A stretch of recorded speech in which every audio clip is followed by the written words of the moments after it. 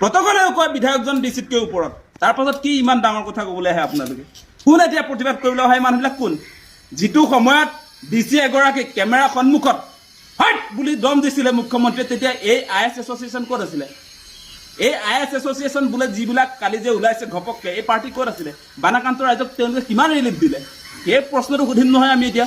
ডিচিক আচলতে বিধায়কে সমালোচনা কৰিব পাৰে নে নাই? ডিচিটো আচলতে বিধায়কতকৈ ওপৰত নে আচলতে বিধায়কগৰাকী ডিচিতকৈ ওপৰত? সেই প্ৰশ্নবিলাক আহিছে। আৰু বহুতে কৈ আছে যে জিলাখনৰ মুৰব্বী হিচাপে আচলতে ডিচিৰ এখতিয়াৰ বা তেওঁ মানে বিধায়কতকৈ ওপৰত, তেনেকুৱা ধৰণৰ কথা বতৰা বহুতে ক'বলৈ আৰম্ভ কৰিছে। মানে আপোনালোকে এটা কথা জানি লওক যে বিধায়ক হিচাপে ৰাইজে যিগৰাকীক আচলতে নিৰ্বাচন কৰি দিয়ে সেইজন জনপ্ৰতিনিধি গৰাকী মানে সংবিধান অনুসৰি আৰু আপোনাৰ গভৰ্ণমেণ্ট অফিচিয়েল যি প্ৰটকল আছে, গভৰ্ণমেণ্ট অফিচিয়েল প্ৰটকল অনুসৰিও আচলতে এই ডিচি গৰাকীতকৈও পদমৰ্যাদাটো বিধায়কগৰাকীৰ ওপৰত। আৰু আপোনালোকে নিশ্চয় দেখা পালে সিদিনা যিটো ভিডিঅ' ভাইৰেল হৈছে তাত দেখিব ডিচি য'ত বহি আছে, ডিচিৰ চকীটো বহুত ডাঙৰ দেখিছোঁ আমি। ডিচিয়ে য'ত বহি আছে সেই চকীখন একদম বহুত ডাঙৰ এখন চকী। বিধায়কগৰাকী য'ত সোঁফালে বহি আছে তেওঁৰ চকীখন বহুত চাপৰ। আৰু সেই কথাটোতে ওলাই পৰিছে মানে ডিচি গৰাকীতকৈ বিধায়কজনৰ পদমৰ্যাদাটো ওপৰত থকাৰ পাছতো, পাব্লিক ৰিপ্ৰেজেণ্টেটিভ হিচাপে তাৰ পাছতো ডিচি গৰাকী একদম বহুত ডাঙৰ চকী এখনত বহি আছে। সেইটোৰ পৰা এটা কথা বুজা যায় যে ডিচিজনৰ সঁচা সঁচিকে বিধায়কগৰাকীৰ প্ৰতি যিটো সন্মান থাকিবলৈ সেইটো নাই। কাৰণ ডিচিজনে MLA জনক ছাৰ বুলি মাতিব লাগে, সেইটো হৈছে সংবিধান বা আপোনাৰ চৰকাৰী যিটো প্ৰটকল আছে, যিটো নিয়ম আছে। আৰু আমি দেখিছোঁ ডিচিজনৰ যিটো বডি লেংগুৱেজ, তেওঁৰ যিটো ভাও, সেই কথাটোৰ পৰা প্ৰমাণ হয় এই ডিচিজন সঁচা সঁচিকে পাব্লিক যি আচলতে জনপ্ৰতিনিধি, ৰাইজে নিৰ্বাচন কৰা জনপ্ৰতিনিধি হিচাপে বিধায়কগৰাকীক যি ধৰণৰ সন্মান প্ৰদৰ্শন কৰিব লাগে সেইটো নাই। অখিল গগৈয়ে এই শিৱসাগৰ বিধানসভা সমষ্টিত যিসকল ভুক্তভোগী পৰিয়াল, যিবিলাকক এই প্ৰলয়ংকাৰী বানে তছনছ কৰি পেলালে, সেই পৰিয়ালক ৰিপ্ৰেজেণ্ট কৰিছে। সেই ভুক্তভোগী পৰিয়ালৰ প্ৰাপ্য অধিকাৰৰ কাৰণে মাত মাতিছে। এই মানুহখিনিক এতিয়া মুখ্যমন্ত্ৰীয়ে প্ৰদান কৰা 15,000 টকাৰ তৎকালীন সাহায্যটো অতি শীঘ্ৰে লাগে, এমাহ হৈ গ'ল কিন্তু। আৰু এই সময়ছোৱাত কিয় আচলতে সেই টকাটো পোৱা নাই সেই কথাটো ডিচিক আচলতে জবাবদিহি কৰিছে। আৰু সেই ক্ষেত্ৰত ডিচিৰ আত্মসন্মানটোৱে ডাঙৰ কথা হৈছে। এতিয়া ডিচিটো তেনেকুৱা বহুত ডাঙৰ বস্তু নহয়। আপোনালোকক মই এটা কথা ক্লিয়াৰ কৰি দিছোঁ যে সংবিধান অনুসৰি গণতান্ত্ৰিক এটা ব্যৱস্থাত বা চৰকাৰী যিটো প্ৰটকল, যিটো নিয়ম আছে, সেই অনুসৰি MLA জন ডিচিজনতকৈ ওপৰত, পদমৰ্যাদাটো তেওঁৰ ওপৰত থাকে। ডিচিয়ে এই মুহূৰ্তত আপোনাৰ যি ধৰণৰ ছাৰ্ভিচ শিৱসাগৰৰ ৰাইজক দিব লাগিছিলে সেইটো নিদিলেই। মন জিলাত আপোনাৰ সেই 19 তাৰিখে যিটো বৰষুণ দিছিলে নেৰানেপেৰাকে, সেই বৰষুণৰ খবৰ পোৱাৰ পাছতো ৰাইজক তেওঁ এলাৰ্ট নকৰিলে, কাকো নজনালে। সেই কথাটো আজি পোহৰলৈ আহিছে। আৰু সেই যে ৰাইজক সতৰ্ক কৰি নিদিলে যে মহাপ্ৰলয় এটা আহি আছে, সেই কথাটো ৰাইজক নজনালে, যাৰ কাৰণে 100জনতকৈ বেছি মানুহ আচলতে মৃত্যুমুখত পৰিলে। সেইটোৱে মেইন কথা। এই মানুহজনক জবাবদিহি কৰিব লাগিবই।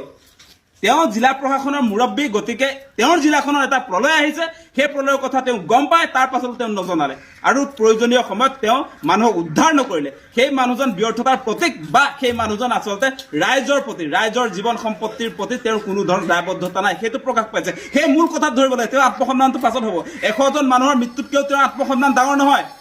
সেই ডিচিজনৰ আত্মসন্মান ডাঙৰ নে 100জন মানুহ মৃত্যুমুখত যে পৰিলে তেওঁলোকৰ ব্যৰ্থতাৰ কাৰণে, সেইটো ডাঙৰ কথা। সেই কথাবিলাক আলোচনা কৰক। এতিয়া ৰাইজক আচলতে সহায়ৰ প্ৰয়োজন, এই মুহূৰ্তত ৰাইজক ক্ষতিপূৰণৰ প্ৰয়োজন। এই সময়ছোৱাত কোনো কাৰণতে ডিচিৰ আত্মসন্মানটো ডাঙৰ কথা নহয়, সেই কথাটো আমি স্পষ্ট কৰি দিছোঁ। ডিচিৰ আত্মসন্মান এই মুহূৰ্তত কোনো কাৰণতে ডাঙৰ নহয়। প্ৰটকল বুলি একাংশ মিডিয়াই যিটো কথা কৈ আছে, কি প্ৰটকলৰ কথা ক'বলৈ আহিছে? য'ত মানুহ মৃত্যুমুখত পৰিছে, য'ত মানুহ এই মুহূৰ্তত হাহাকাৰ কৰি আছে, ইয়াত প্ৰটকলো ডাঙৰ কথা নহয়। প্ৰটকলেও কয় বিধায়কজন ডিচিতকৈ ওপৰত। তাৰ পাছত কি ইমান ডাঙৰ কথা ক'বলৈ আহে আপোনালোকে? কোন এতিয়া প্ৰতিবাদ কৰিবলৈ অহা মানুহবিলাক কোন? যিটো সময়ত ডিচি এগৰাকী কেমেৰা সন্মুখত হাইট বুলি দম দিছিলে মুখ্যমন্ত্ৰীয়ে, তেতিয়া এই IS এছ'চিয়েশ্যন ক'ত আছিলে? এই IS এছ'চিয়েশ্যন বোলে যিবিলাক কালি যে ওলাইছে ঘপককে, এই পাৰ্টি ক'ত আছিলে? বানাকান্ত ৰাইজক তেওঁলোকে কিমান ৰিলিফ দিলে? সেই প্ৰশ্নটো সুধিম নহয় আমি এতিয়া। তেওঁলোকে কোন ঠাইত আচলতে বানাকান্ত ৰাইজৰ কাষত থিয় হৈ এই বিপদৰ সময়ত উদ্ধাৰ কৰিলে? কেইটা মানুহক তেওঁলোকে সকাহ দিলে? সেই প্ৰশ্নবিলাকতো আমি সুধিম। আত্মসন্মানৰ কথা ক'বলৈ আহিছে, লাজ নালাগে?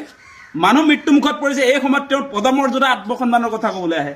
পদমৰ্যাদাৰ কথা এই মুহূৰ্তত নাহে আচলতে। ভিডিঅ' ভাইৰেল হয়তো কি ডাঙৰ কথা?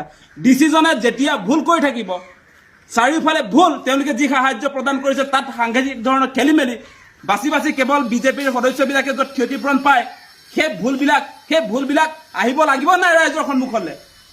ডিচিৰ নেতৃত্বত চৰকাৰী সাহায্য আৰু ক্ষতিপূৰণ বাৰে বিং কৰা গোটেই খেলি মেলি এইবিলাক এক প্ৰকাৰ দুৰ্নীতি সেই দুৰ্নীতিটো ৰাইজৰ সন্মুখত আহিব লাগিব নে নালাগে সেইটো ভিডিঅ' বনোৱাটো ভাল হৈছে নে বেয়া হৈছে ৰাইজৰ স্বাৰ্থত সেই ভিডিঅ' পোহৰলৈ আহিব লাগিব সেইটো স্পষ্ট কথা আহিব লাগিব আৰু তেওঁলোকৰ ভুলৰ কাৰণে তেওঁলোকক উচিত আচলতে শাস্তি প্ৰদান কৰিবও লাগিব সেইটো আমি উত্থাপন কৰিছোঁ ইয়াত ধেমালি কৰাৰ সময় নহয় ইয়াত ধেমালি তোমাৰ সেই আইএছটো হৈ যাব বহুত কি আইএছগিৰি দেখুৱাবলৈ আহিছে ইয়াত ডাঙৰ চকীখনত বহি আইএছগিৰি দেখুৱাবলৈ আহিছা কিমান মানুহক তেওঁ ডিচি হৈ এতিয়া ইয়াত উদ্ধাৰ কৰিলে আমিতো গাঁৱে গাঁৱে ঘূৰি আছো ডিচিৰ কি কাম আছিলে আমি চবটো চাইছো ৰাইজক সুধিছো তেওঁলোকে আহিছিলে নাই সময়ত কোনেওতো আহিছে বুলি কোৱা নাই তেওঁ অহা হ'লে ৰাইজে প্ৰশংসা কৰিলেহেঁতেন এতিয়া গালি দি থাকে গাঁৱৰ মানুহে গালি দি থাকে আৰু এতিয়া এনেকুৱা অভিযোগ আহিছে তেওঁ জিলা প্ৰশাসনৰ মুৰব্বী হোৱাৰ পাছত তেওঁ ক্ষতিপূৰণ সাহায্যৰ ক্ষেত্ৰত যি ধৰণৰ কাম কাজ কৰি আছে সেইটোক লৈ কোনো মানুহ কোনো বানাক্ৰান্ত ৰাইজ কিন্তু সুখী নহয় কোনো সুখী নহয় তেওঁ বোলে এতিয়া